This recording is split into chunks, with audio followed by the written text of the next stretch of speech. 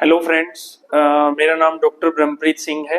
मैं consultant orthopaedic surgeon हूं और मुझे अराउंड 15 इयर्स का एक्सपीरियंस हो चुका है ऑर्थोपेडिक्स में, इंडिपेंडेंट सारी तरह की सर्जरीज करते हुए। तो आज हम बात करेंगे रोबोटिक नी रिप्लेसमेंट की। तो ये आजकल जो सबसे ज़्यादा पेशेंट हमसे पूछते हैं वो उनका कंसर्न रहता है कि क्या हमें रोबोटिक नी रिप्लेसमेंट करवानी चाहिए और ये क्या चीज़ है, क्या होता है एग्जैक्टली इसमें।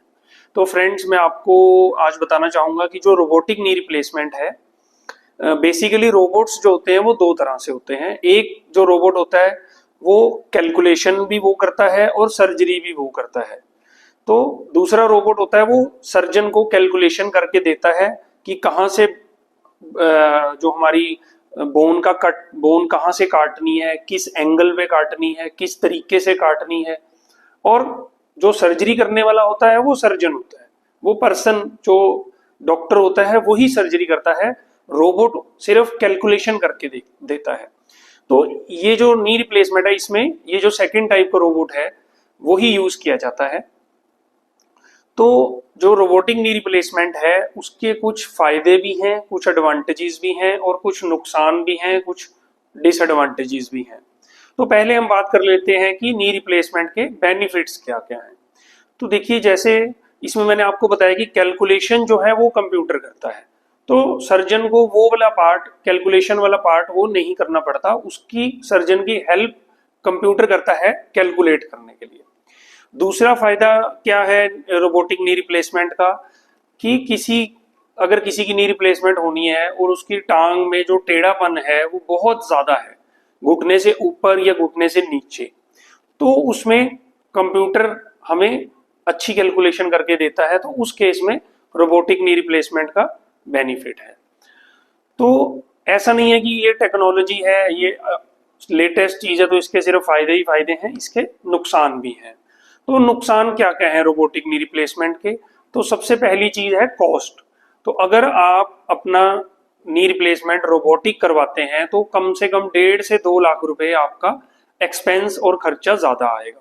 कुछ इंश्योरेंस कंपनीज जो हैं वो रोबोटिक नी रिप्लेसमेंट को इसी वजह से कवर भी नहीं करती हैं। दूसरा नुकसान क्या होता है कि ये प्रोसीजर थोड़ा टाइम कंज्यूमिंग होता है। तो टाइम ज्यादा लगने से क्या नुकसान हो सकता है, सर्जरी के दौरान अगर टाइम ज्यादा लग रहा है सर्जन को, तो उससे इन्फेक्शन का रिस्क बढ़ जाता है, जो बहुत ही बड़ी कॉम्प्लिकेशन मानी जाती है नी रिप्लेसमेंट में। अगर इन्फेक्शन हो जाए तो देन इसका और क्या नुकसान हो सकता है कि किसी किसी रोबोटिक सिस्टम में हमें पेशेंट का पहले ऑपरेशन से पहले सीटी स्कैन करवाना पड़ता है। तो वो एक सीटी स्कैन करवाना एक एडिशनल रिस्क रहता है, रेडिएशन रिस्क। उसमें जो एक्सरे की, सीटी स्कैन की किरणें होती हैं वो एक तरह से बॉडी के लिए नुकसान होती हैं। और क्या डिसएडवांटेज है इसकी, जो हमारी घुटने के आसपास से नसें जा रही हैं, ब्लड वाली या नर्व जा रही है जिससे हमारा पैर चलता है या खून का दौरा चलता है, तो वो भी रोबोटिक नी रिप्लेसमेंट में रिस्क ज्यादा रहता है उसको इंजरी होने का। उसके अलावा जो हमारी चपनी है, जो जिसको हम पटेला कहते हैं, वो भी फ्रैक्चर होने का रिस्क रोबोटिक नी रिप्लेसमेंट में ज्यादा रहता है।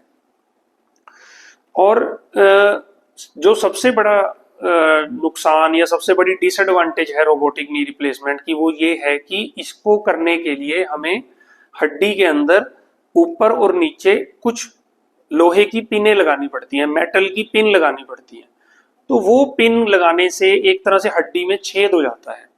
तो वो छेद बाद में, मतलब नी रिप्लेसमेंट की सर्जरी के महीने 2 महीने के बाद में हड्डी को कमजोर बनाता है, तो फ्रैक्चर होने के रिस्क ज्यादा रहता है।